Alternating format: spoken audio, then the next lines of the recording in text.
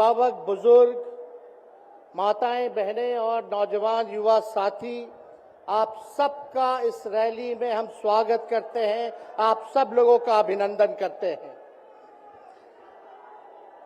ये दिल्ली की भीड़ बता रही है कि मोदी जी जिस तरह से आंधी की तरह आए थे उसी तरह तूफान की तरह चले जाएंगे।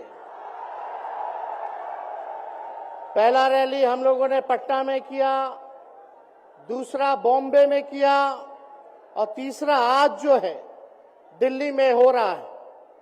और मैं बता दूं, देश के कोने कोने में जहां भी हम लोग जा रहे हैं वहां जनता का साथ, आशीर्वाद मिल रहा है।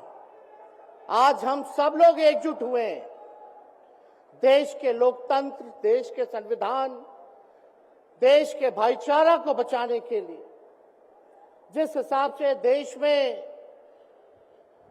बांटने का काम किया जा रहा है, भाई को भाई से लड़ाया जा रहा है, नफरत की राजनीति की जा रही है, उसलिए हम सब नेता आपकी लड़ाई के लिए हम सब लोग आए हैं और आपकी लड़ाई लड़ रहे हैं।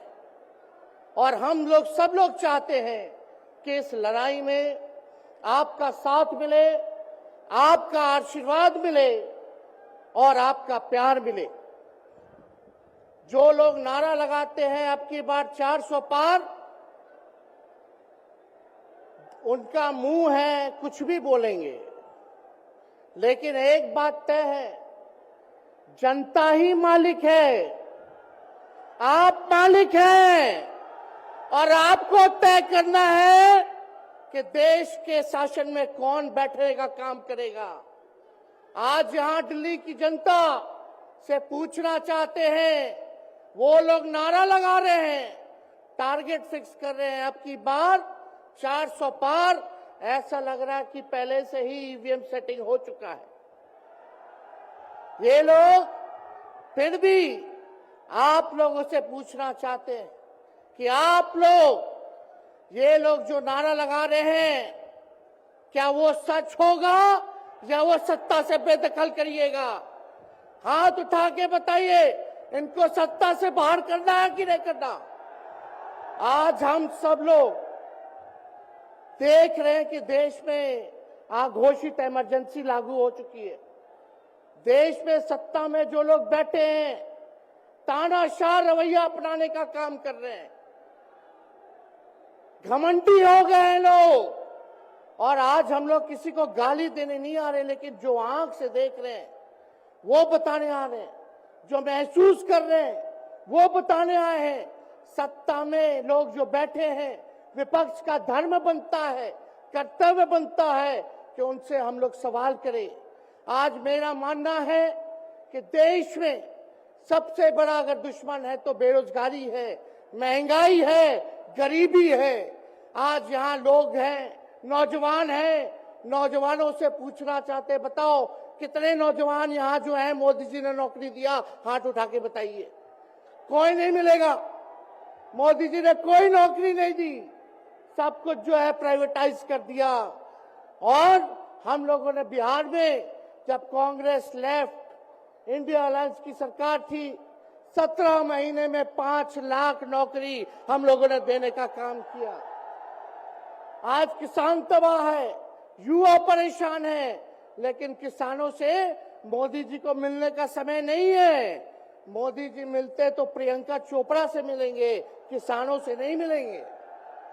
अक्षय कुमार को इंटरव्यू देते थे पिछले चुनाव में, इस बार बिल गेट्स को बुला करके इंटरव्यू देने का काम कर रहे हैं। लेकिन किसानों की समस्या कैसे हल होगी ये नहीं बता रहे। किसानों से उन्होंने पिछले चुनाव में वादा किया था कि उनका आय दुगुना करेंगे। आज किसानों पर मोदी जी ने तलवार चलाने का काम किया है, जो हमारे अन्नदाता हैं।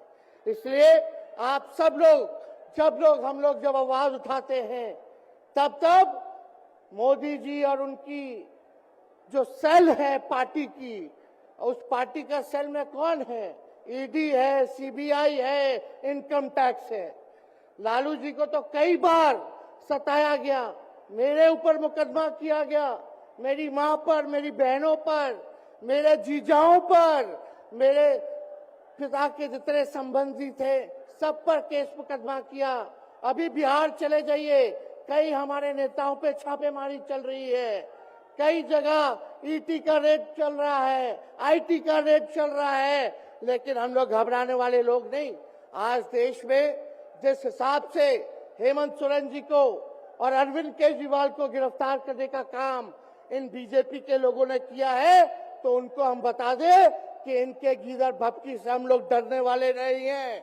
हम लोग संघर्ष करने वाले लोग हैं, और पिंजरे में तो शेर ही को कैद किया जाता है। सब लोग शेर हैं, आप लोगों ने ताकत दिया है, आपकी लड़ाई हम लोग लड़ रहे हैं। कंस राज आप लोगों ने देखा होगा, जब जब कंस को किसी से तकलीफ होती थी, डर लगता था, तब तब जेल में लोगों को बंद कर दिया जाता था। लेकिन जेल जाने से यहाँ कोई डरने वाला नहीं है। कितने लोगों को जेल भेजोगे?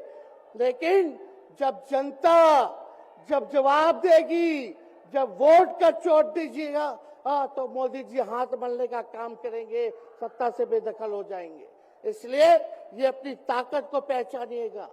सब लोग चुनाव के समय आप सब लोग पोल कीजिएगा, वोट दीजिएगा, लोगों को भी वोट दिलाने का काम कीजिएगा। बीजेपी के लोग झूठ बोलने वाले लोग हैं। ये लोग यूरिया को भी चीनी बना देते हैं, ये लोग गोबर को भी हलवा दे करके परोस देते हैं, ये लोग आंख फोड़ करके चश्मा दे देंगे और फिर बोलेंगे देखो हमने चश्मा दिया। ये झूठी पार्टी है, इसलिए इन पे विश्वास मत कीजिएगा। मोदी जी कहते हैं कि उनका गारंटी मजबूत गारंटी है, गारंटी की बात करते हैं। हम बोलते हैं मोदी जी की गारंटी वैसी ही गारंटी है जैसे चाइनीज माल होता है, 2-4 बार इस्तेमाल करोगे और वो गारंटी जो है खत्म हो जाता है, टूट जाता है, खराब हो जाता है। तो जब तक चुनाव है तब तक ही मोदी जी की गारंटी है, बाकी कुछ नहीं। 2 करोड़ रोजगार का क्या हुआ, 15-15 लाख रुपए का क्या हुआ, ये जवाब नहीं देने वाले, लेकिन हमेशा जो है प्रोपेगेंडा चलाने का काम करते हैं और लोगों को भटकाने का काम करते हैं। इसलिए आप सब लोगों को सावधान रहना पड़ेगा। इनके झूठ पे आप लोग विश्वास मत कीजिएगा। और हम सब लोगों ने आज तस्वीर देखा, आज तस्वीर क्या देखा कि आज महामहिम राष्ट्रपति जी आडवाणी जी को भारत रत्न देकर के सम्मानित कर रही थी।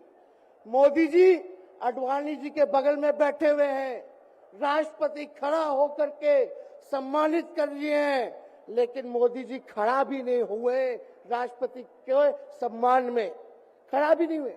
इससे पहले भी हम लोगों ने तस्वीर देखी कि राष्ट्रपति पीछे पीछे चल रही है, मोदी जी आगे आगे चल रहे हैं। ये हम आप सब लोगों को बताना चाहते हैं कि इनका संविधान पे कोई विश्वास नहीं है। ये लोग नागपुरिया कानून को लागू करना चाहते हैं, आरएसएस के एजेंडे को लागू करना चाहते हैं। इसलिए ज्यादा कुछ ना कहते हुए एक आंकड़ा हम जरूर बताना चाहेंगे। देश में इंटरनेशनल लेबर ऑर्गेनाइजेशन ने सर्वे किया है, उसमें आंकड़े हैं कि आज देश में बेरोजगारों में से 83% युवा है। पढ़े लिखे युवाओं में बेरोजगारी लगभग 65% है। ग्रामीण क्षेत्रों में सिर्फ 17.5% युवाओं के पास ही काम है। यानी भारत की आत्मा गांव में 82% युवा आज बेरोजगार हैं और मोदी जी इसके बारे में कोई काम नहीं किया।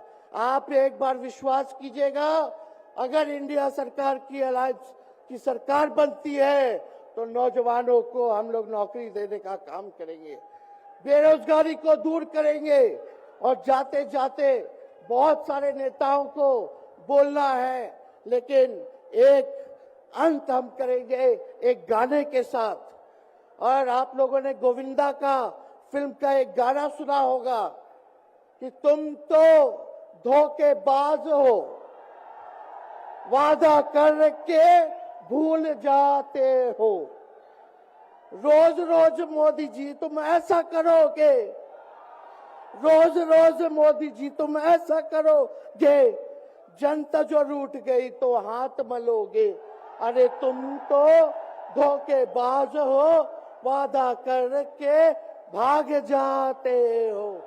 तो आप सब लोगों को बहुत बहुत धन्यवाद। आप सब लोगों का आशीर्वाद मिले और हम सभी लोगों जो है आज मिसेस केजरीवाल और हमारी बहन कल्पना जी के साथ हम लोग जो है मजबूती के साथ खड़े हैं और इस लड़ाई को लड़ेंगे और जीतेंगे। बहुत बहुत धन्यवाद। जय हिंद। बहुत बहुत धन्यवाद।